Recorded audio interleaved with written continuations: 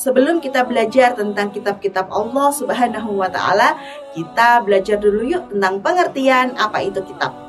Kitab adalah kumpulan dari wahyu Allah yang disampaikan kepada Rasul untuk menjadi petunjuk ataupun pedoman hidup para umatnya.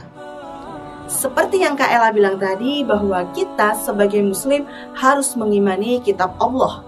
Mengimani kitab Allah berarti kita percaya dan yakin sepenuh hati bahwa Allah telah menurunkan kitabnya kepada rasul-rasulnya. Sehingga kita harus percaya bahwa Allah telah menurunkan Al-Quran dan kitab-kitab yang lain kepada Nabi dan Rasul sebelum Nabi Muhammad. Kira-kira kalian tahu nggak ya kitab-kitab apa saja yang diturunkan sebelum Al-Quran? Kalau kalian tahu, coba dong bantu Kak Ella untuk menyebutkannya. Wah, kalian hebat sekali. Kalian bisa menyebutkan kitab-kitab tersebut.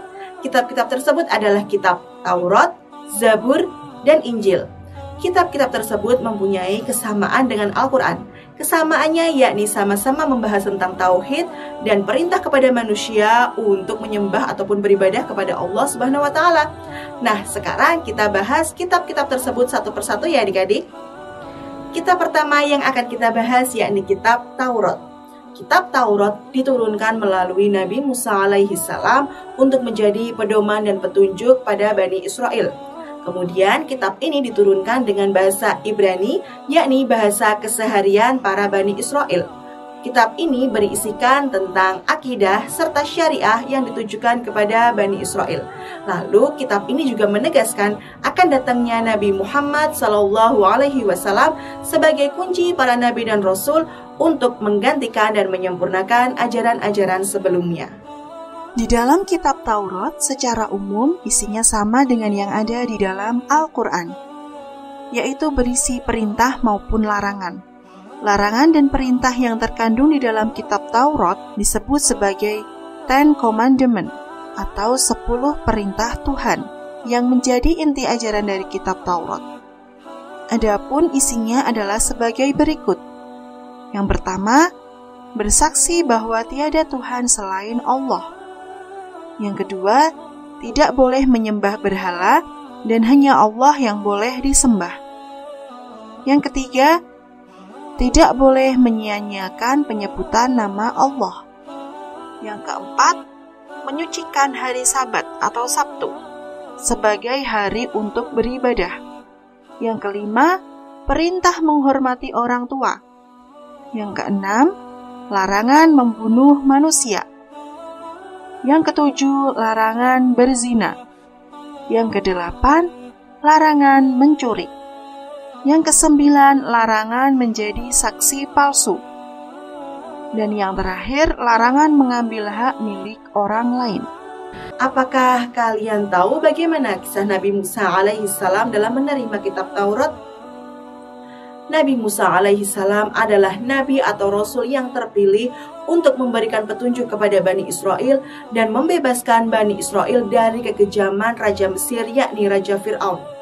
Raja Fir'aun yang murka kemudian mengejar Nabi Musa dan pengikutnya sampai ke Laut Merah. Ketika itu Nabi Musa dan pengikutnya kebingungan.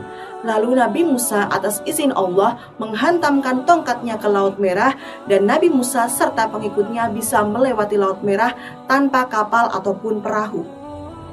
Lalu Nabi Musa dan para pengikutnya berhasil melewati Laut Merah. Tetapi Raja Fir'aun dan para pengikutnya tidak berhasil melewati Laut Merah karena pada saat itu Laut Merah telah pulih kembali. Setelah itu, Nabi Musa pergi ke Gunung Sinai dan menyerahkan kaumnya untuk sementara kepada saudaranya yakni Nabi Harun alaihissalam. Di Gunung Sinai inilah Nabi Musa berpuasa selama 30 hari. Lalu beliau menyempurnakannya menjadi 40 hari. Pada momen inilah Nabi Musa menerima wahyu dari Allah Subhanahu wa Ta'ala yang berupa kitab Taurat untuk menjadi petunjuk ataupun pedoman hidup bagi Bani Israel. Yang kedua yang akan kita bahas yakni kitab Zabur. Kitab Zabur diamanahkan oleh Allah kepada Nabi Daud alaihi salam sebagai petunjuk kepada Bani Israel juga. Nah, kitab ini diturunkan setelah kitab Taurat dan ditulis melalui bahasa Kipti. Kitab Zabur berisikan tentang beberapa doa-doa, zikir, pengajaran, hikmah, serta puji-pujian terhadap Allah Subhanahu wa Ta'ala. Kitab ini tidak berisikan tentang agama dan syariat karena Nabi Daud alaihissalam masih mengikuti dan melaksanakan ajaran yang terdapat pada kitab Taurat yang diturunkan kepada Nabi Musa alaihissalam. Kitab Zabur diturunkan pada abad 10 sebelum Masehi di tanah Kan'an. Pada saat itu Nabi Daud alaihissalam tengah bertahta sebagai raja Bani Israel. Turunnya kitab Zabur terjadi setelah Nabi Daud mampu membunuh Jalut. Jalut atau Goliat adalah pria sombong yang tidak mengimani Allah. Daud berhasil membunuh Jalut. Dia pun dielukan setelah itu sebagai pahlawan perang. Sepeninggal Raja Talut, Daud pun diangkat sebagai pengganti raja. Suatu hari Daud mengasingkan diri sekaligus bertaubat pada Allah.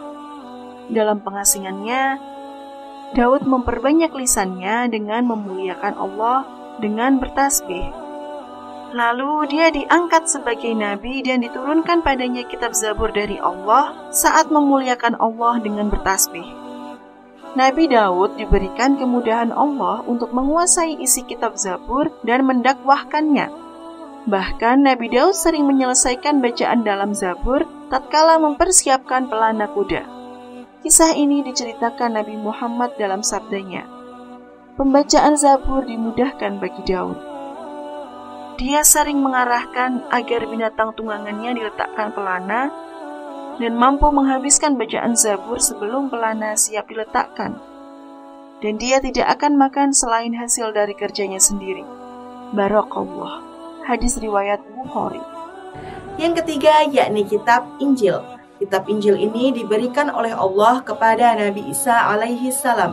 Kitab ini dituliskan dengan bahasa Suryani atau Ibrani yang ditujukan kepada kaum ataupun Bani Israel. Ketika Nabi Isa berumur 30 tahun, Allah menurunkan kitab Injil ini kepada beliau. Kitab terakhir yang akan kita bahas yakni kitab Al-Quran. Kitab Al-Quran merupakan kalam Allah yang turun kepada Nabi Muhammad melalui perantara malaikat Jibril menggunakan bahasa Arab. Proses turunnya Al-Quran terjadi secara berangsur-angsur kurang lebih selama 22 tahun, 2 bulan, 22 hari. Lalu ayat pertama yang turun yakni surah Al-Alaq ayat 1-5. Turunnya surah Al-Alaq ayat 1-5 merupakan tanda awal dari kenabian Nabi Muhammad SAW. Al-Quran turun menjadi 2 periode, yakni periode Makkah atau sebelum Nabi berhijrah ke Madinah dan periode Madinah yakni setelah Nabi berhijrah ke Madinah. Al-Quran merupakan mukjizat terbesar dalam sejarah umat manusia. Al-Quran datang sebagai penyempurna ajaran-ajaran dari kitab-kitab sebelumnya. Al-Quran terdiri dari 30 juz, 114 surah, dan 6.236 ayat. Al-Quran berisikan ajaran-ajaran dari umat Islam, yakni tentang ibadah, akidah, akhlak, hukum, dasar-dasar ilmu pengetahuan, serta sejarah ataupun kisah. Saat pertama kali Al-Quran diturunkan, bentuk dari Al-Quran tidak langsung berbentuk kitab seperti sekarang ini loh adik-adik. Awalnya ayat Al-Quran yang turun ditulis di berbagai tempat, seperti di pelepah pohon kurma, lempengan batu, daun lontar, kulit binatang, kayu, pelana, hingga potongan tulang binatang.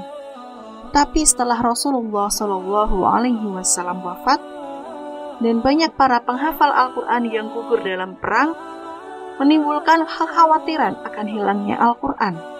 Berdasarkan hal tersebut, Al-Quran kemudian dibukukan.